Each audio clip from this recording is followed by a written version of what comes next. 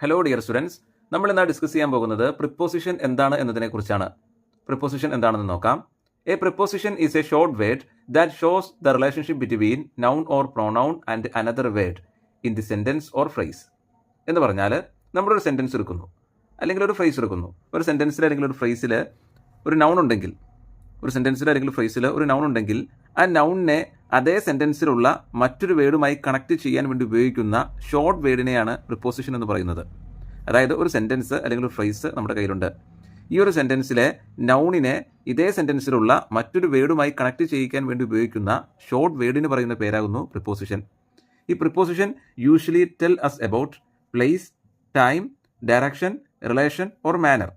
എന്ന് പറഞ്ഞാൽ preposition use ചെയ്യുന്നതിലൂടെ ഒരു വസ്തു എവിടെയാണ് ഉള്ളത് എന്നും, അല്ലെങ്കിൽ ഒരു സംഭവം എപ്പോൾ നടക്കുന്നുവെന്നും, അതുമല്ലെങ്കിൽ ഒരാളോ വസ്തുവോ എവിടേക്ക് പോകുന്നു എന്നും, അല്ലെങ്കിൽ തന്നിരിക്കുന്ന വേർഡുകൾ തമ്മിലുള്ള ബന്ധം എന്താണ് എന്നും ഒക്കെയാണ് കാണിച്ചു തരുന്നത്. അതായത് പ്രിപ്പോസിഷൻസ് യൂസ് ചെയ്യുന്നതിലൂടെ ഒരു വസ്തു എവിടെയാണ് ഉള്ളത് എന്നും, അല്ലെങ്കിൽ ഒരു സംഭവം എപ്പോൾ നടക്കുന്നുവെന്നും, അതുമല്ലെങ്കിൽ ഒരാളോ വസ്തുവോ എവിടേക്ക് പോകുന്നുവെന്നും, അല്ലെങ്കിൽ തന്നിരിക്കുന്ന വേർഡ്സുകൾ തമ്മിലുള്ള റിലേഷൻഷിപ്പ് എന്താണ് എന്നും ഒക്കെയാണ് പ്രിപ്പോസിഷൻ യൂസ് ചെയ്യുന്നതിലൂടെ നമുക്കത് കാണിച്ചു തരുന്നത്. സാധാരണയായിട്ട് പ്രപ്പോസിഷൻസ് നൗണിന് മുമ്പിലായിട്ടാണ് വരുന്നത്. നൗൺ എന്ന് പറയുമ്പോൾ സബ്ജക്റ്റ് നൗൺ ഉണ്ട്, ഒബ്ജക്റ്റ് നൗൺ ഉണ്ട്. ഇതിൽ ഒബ്ജക്റ്റ് നൗണിന് മുമ്പിലായിട്ടാണ് പ്രപ്പോസിഷൻസ് സാധാരണയായിട്ട് വരാറുള്ളത്. ചില എക്സെപ്ഷൻസിൽ പ്രപ്പോസിഷൻസ് നൗണിന് ശേഷം വരാറുണ്ട്. അത് ചില എക്സെപ്ഷൻസിൽ മാത്രമാണ്.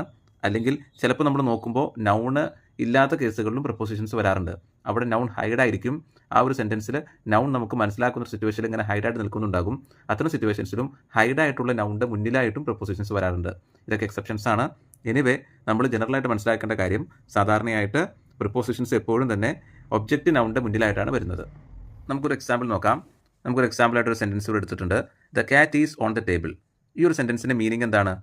ആ ടേബിളിൻ്റെ മുകളിലാകുന്നു പൂച്ച എന്നുള്ളതാണ്, അല്ലേ? ആ ടേബിളിൻ്റെ മുകളിലാകുന്നു പൂച്ച എന്നുള്ളതാണ് ഈ ഒരു സെൻറ്റൻസിൻ്റെ മീനിങ്. ഇവിടെ ഓൺ എന്ന് പറയുന്നതാണ് പ്രപ്പോസിഷൻ. ഓൺ എന്ന ആ ഒരു ഷോർട്ട് വേർഡാണ് ഇവിടെ പ്രപ്പോസിഷൻ. ഇവിടെ ആക്ച്വലി എന്താണ് കിട്ടുന്നത്? പ്രപ്പോസിഷൻ ഓഫ് പ്ലേസ് ആണ് കിട്ടുന്നത്. ഈ ക്യാറ്റ് എവിടെയാണ് എന്നുള്ളതിൻ്റെ ആൻസറാണ് നമുക്കിവിടെ കിട്ടുന്നത്. The cat is on the table എന്ന് പറയുന്നത്. ഇവിടെ ഓൺ എന്ന് പറയുന്നത് നമുക്ക് കാണാം ടേബിൾ എന്ന ഒബ്ജക്റ്റ് നൗണിൻ്റെ മുമ്പിലായിട്ടാണ് ഓൺ നിൽക്കുന്നത്. ക്യാറ്റും ഒരു നൗണാണ്. ക്യാറ്റ് സബ്ജക്റ്റ് നൗണാണ്. സബ്ജക്റ്റ് നൗണിൻ്റെ മുന്നിലായിട്ട് പ്രപ്പോസിഷൻ വരാറില്ല. ഒബ്ജക്റ്റ് നൗണിൻ്റെ മുന്നിലാണ് പ്രപ്പോസിഷൻ വരുന്നത്. ഇവിടെ ഓൺ എന്ന പ്രപ്പോസിഷൻ അവിടെ വന്നിട്ടുണ്ട്. മനസ്സിലായില്ലേ? ഇതുപോലെ പ്രപ്പോസിഷൻസ്, ഒരുപാട് പ്രപ്പോസിഷൻസ് ഉണ്ട്.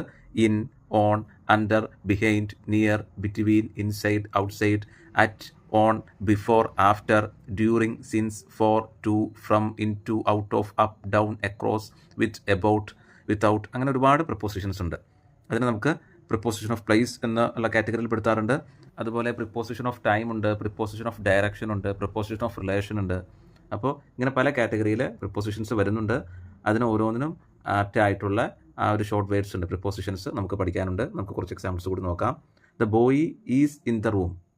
ഇവിടെ the boy is in the room എന്നുള്ളതിൽ ഇൻ ആണ് ഇവിടുത്തെ പ്രിപ്പോസിഷൻ. റൂം എന്ന് പറയുന്നതാണ് ഒബ്ജക്റ്റ് നൗൺ. ബോയ് എന്ന് പറയുന്നത് സബ്ജക്റ്റ് നൗണാണ്. ഇവിടെ ഒബ്ജക്റ്റ് നൗണിൻ്റെ മുന്നിലായിട്ടാണ് ഇൻ എന്ന പ്രിപ്പോസിഷൻ വന്നിട്ടുള്ളത്.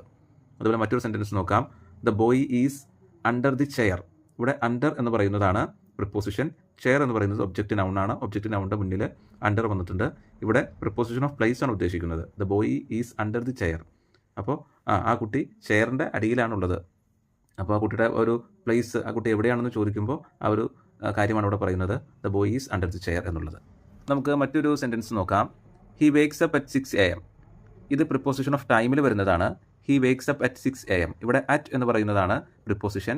6 AM എന്ന് പറയുന്നതാണ് ഒബ്ജക്റ്റ് നൗൺ. അതുപോലെ മറ്റൊരു എക്സാമ്പിൾ ആകുന്നു she was born on Monday. ഇവിടെ ഓൺ എന്ന് പറയുന്നതാകുന്നു പ്രിപ്പോസിഷൻ. മൺഡേ എന്ന് പറയുന്നതാകുന്നു ഒബ്ജക്റ്റ് നൗൺ. അതുപോലെ തന്നെ we travel in December. In preposition, December object noun അല്ലെങ്കിൽ noun. He has leaved here since 2015. ഇവിടെ സിൻസ് ആണ് പ്രിപ്പോസിഷൻ. 2015 എന്നുള്ളതാണ് ഇവിടെ നൗണായിട്ട് വരുന്നത്, അല്ലെങ്കിൽ ഒബ്ജക്റ്റ് നൗണായിട്ട് വരുന്നത്. ഓക്കെ, പ്രിപ്പോസിഷനുമായി ബന്ധപ്പെട്ട മറ്റ് ചില എക്സാമ്പിൾസ് കൂടി നമ്മുടെ ഗ്രൂപ്പിൽ വന്നിട്ടുണ്ട്. നോക്കുക, മനസ്സിലാക്കുക, ഡൗട്ട്സ് ഉള്ളത് ചോദിക്കുക. Thank you.